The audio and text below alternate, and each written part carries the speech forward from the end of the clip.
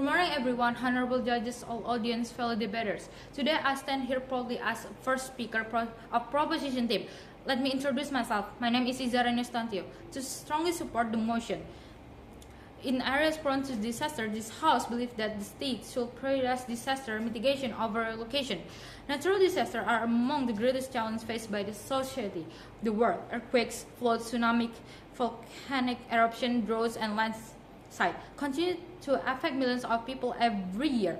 These disasters destroy homes, damage infrastructure, interrupt education, and sometimes take countless lives. Because of these risks, government must decide how they should respond to and protect their citizens effectively.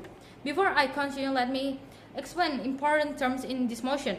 Disaster mitigation refers to efforts made to reduce the impact and dangers of disaster.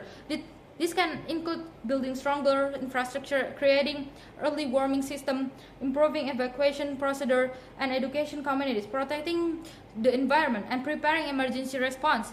Meanwhile, relocation means permanently moving people away from disaster-prone area and to completely different location. My position today is clear. Relocation should only become the last option when mitigation efforts are no longer possible. Government should first prioritize protecting communities instead of forcing them to leave their homes. Today, I will present three arguments. First, disaster mitigation protects both people and communities more effectively in the long term. Second, relocation often creates social, emotional, and economic problems for citizens. Third, mitigation strengthens resilience and encourages sustainable nation development. Let me begin my first argument. Disaster mitigation is a more effective long-term solution because it's focused on reducing risks instead of avoiding it. Natural disaster cannot always be prevented, but the impact can be minimized significantly through proper preparation and infrastructure. For example, government can build flood barrier, earthquake resistant building, tsunami warning system, evacuation shelter, and stronger drain system. Communities can also be trained to respond quickly during the emergency through disaster simulation and educational programs. These actions save lives while allowing citizens to continue life in their communities safely. Instead of removing people completely, mitigation improves the safety of the environment itself. The government do not always relocate communities to protect them. With proper system and investment, people can remain safe while continuing their normal life.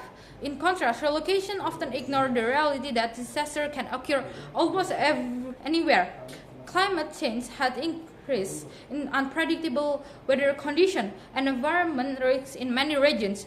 Many moving people away from one disaster area do not guarantee complete safety forever. Therefore, preparing communities through mitigation is a smarter and more adaptation strategy for future. Now let me move to my second argument. Relocation often creates major social, emotional, and economic difficulties for affected communities. Ladies and gentlemen, homes are not just buildings. Communities are not simply group of living people. A home represents memory, culture, identity, relationship, and stability. Many families have lived in the same area for generations. Their job, traditional school, and social connection are deeply connected to the place where they live. When government relocates citizens, they are not just moving people.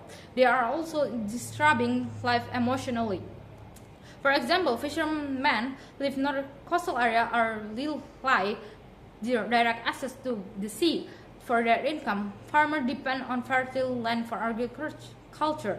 Children may also face difficulty adjusting to the new school environment. Elderly citizens may feel isolated because they are separated from their urban relatives and communities they have known for entire life. In many cases, relocated communities experience stress anxiety because they must start over completely in an unfamiliar place. The opposition team may argue that relocation completely removes dangers and prioritizes safety above all else. However, safety alone is not enough if people live in their livelihood, emotional well-being, and social support system. Furthermore, many relocation programs fail because governments struggle to provide proper infrastructure and opportunity in new location. Some relocation communities face unemployed, poor housing condition, limited healthcare access. As a result, relocation may replace one problem with other. Mitigation, on other hand, allow government to improve safely while preventive communities and protecting citizen quality of life. Now let me continue my third argument. Disaster mitigation builds stronger, more resilient society and support sustainable nation development. When government prioritizes mitigation, they invest in the system that benefits social not only during disaster but in everyday life. For example, improving road and transportation system help evacuation during emergency while also supporting economic activity daily life. Better communication system improve disaster response while helping education and business. Strengthens healthcare system improve emergency treatment while also providing better public health service overall.